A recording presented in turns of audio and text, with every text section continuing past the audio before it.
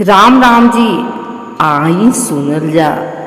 सुन चिराई क ई कहानी पता ना बा कि हर माँ इन कहानी में जरूर समझावेनी कि अगर भाई में रक्षा कैले क क्षमता है तब बहन भी अपने भाई क रक्षा करेनी। ऐसे ही एक कहानी है सोन चिड़ैया क। 7 भाई रहना, उनकर एक छोट बहन सोन चिड़ैया रहनी। सब उनसे बहुत प्यार करे। 7 भाई का विवाह हो गई रहे। एक दिन 7 भाई पैसा कमाए खातिर परदेश जाए लगना। तब सभी भाई मिलके अपने पत्नी से बोलना कि हमरे बहन सोन चिड़ैया का ख्याल रखी है। सभी का पत्नी कहनी आप जाइन, सोन चिड़ैया बहुत बढ़िया से रही। सोना के झुलवा में झूली और चदिया के कटोरी में खाना खाई। 7 भाई संतुष्ट होके परदेश चल गई न। उनके जाने के बाद 7 भाभी ने सोन चिड़ैया पर अत्याचार कर शुरू कर दिहनी।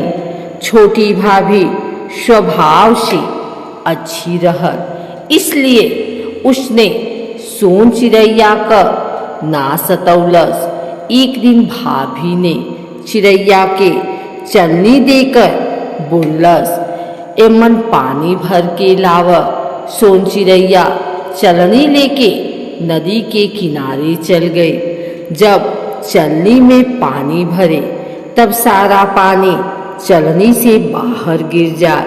ये देख के सोन चिड़ैया जोर जोर से रोने लगल।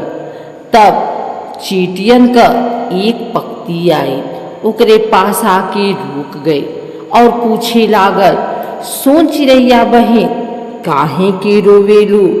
तब सोन चिड़ैया आपन कथा सुनौलस। हमार भाभी चलनी में पानी भर के ले आवे के कहनी। चीटियन का ई सुझाव आयल कि वो कहनी हम हर छेद में बैठ जाए और फिर वो पानी भर के अपने घर लेके जइह और अपने भाभी के दे दीह। ए तरह से सोन चिड़ैया चलनी में पानी भर के ले गईनी और अपने भाभी के दे दीहनी। भाभी देख के बड़ा आश्चर्यचकित रह गईनी। दूसरे दिन फिर भाभी सब बोली कि जंगल से लकड़ी काट के लिए आवा और मन रस्सी नहीं बधिया। सोन चिड़ैया जंगल में गईनी, लकड़ी काट के इकट्ठा कैनी।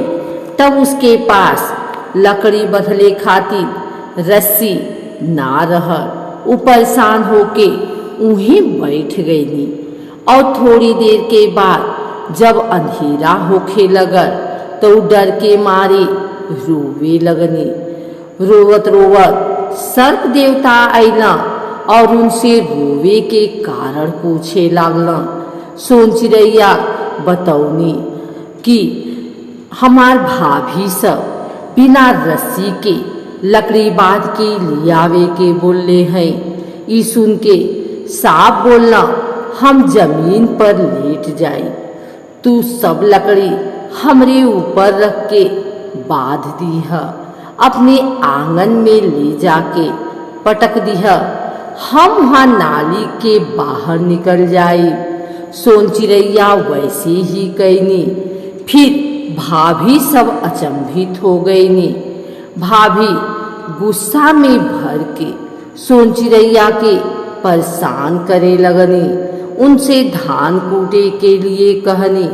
बिना उखली और मूसर के वह धान लेके छत पे जाके रोवे लगनी। उनके सामने कौनो उपाय ना दिखे कैसे वो धान कूटे। तब चिड़ियन का एक झुंड आए। सोन चिड़ैया के अकेले छत पर बैठल देख के उनके पास आए। बुजुर्ग चिड़िया सोन चिड़ैया से रोवे के कारण पूछे।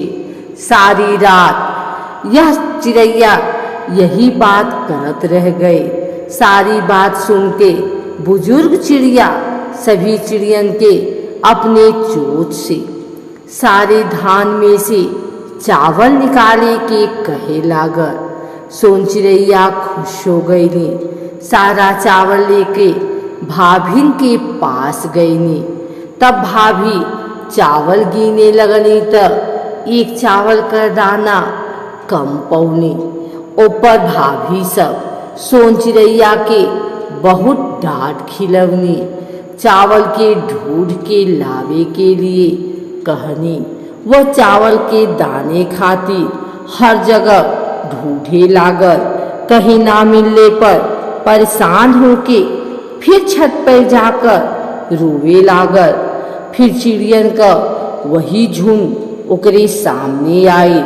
उसे रोले का कारण पूछे लागल। तब वो बतौलस कि चावल का एक दाना कम हो गई।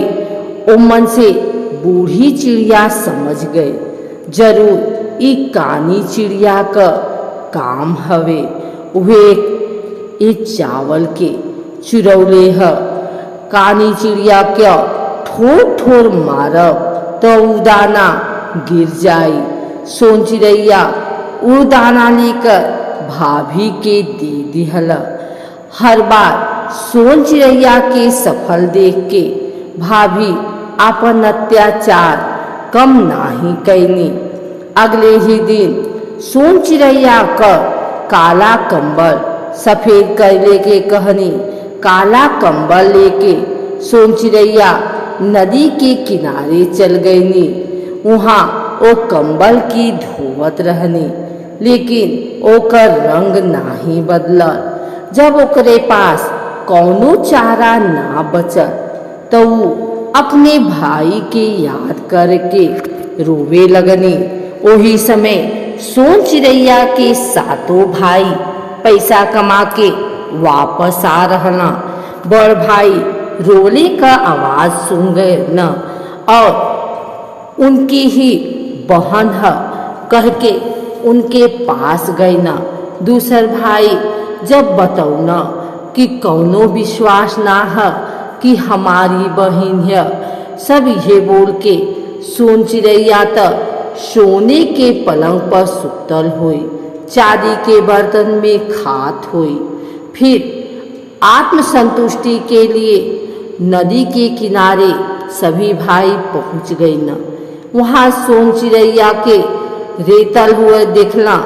यह देखकर सब भाई के बहुत गुस्सा आई।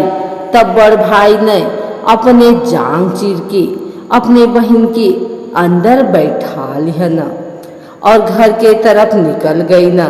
जैसे ही सारा भाई घर के दरवाजे पर पहुंचला, उनका पत्नी उनका स्वागत करे आईनी, लेकिन कौनो भाई पानी तक नहीं पियना।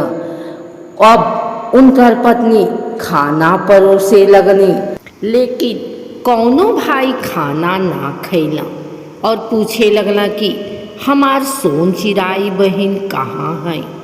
ओ लोगल का पत्नी बोलनी, खा लेनी पी लेनी, अभी सोन चिराई बहन नहीं है कहीं से खेल कूद के। जोहर जोहर साझ हो गई और सोन चिराई बहन नाही अली। तब उनकर भाई आपन जांग फाड़ के सोन चिराई बहन के बाहर निकाल दिहना और ओकरे बाद तेल से भरल 12 कड़ाही रख दिहना और बोलना कि सब भाभी बारी बारी से कड़ाही पार करी हैं। सबन भाभी एक एक करके कड़ाही पार करें और बोले, ताई ताई ताई ननदा सताई, नहीं तो बरहु कराही पार उतर जाई।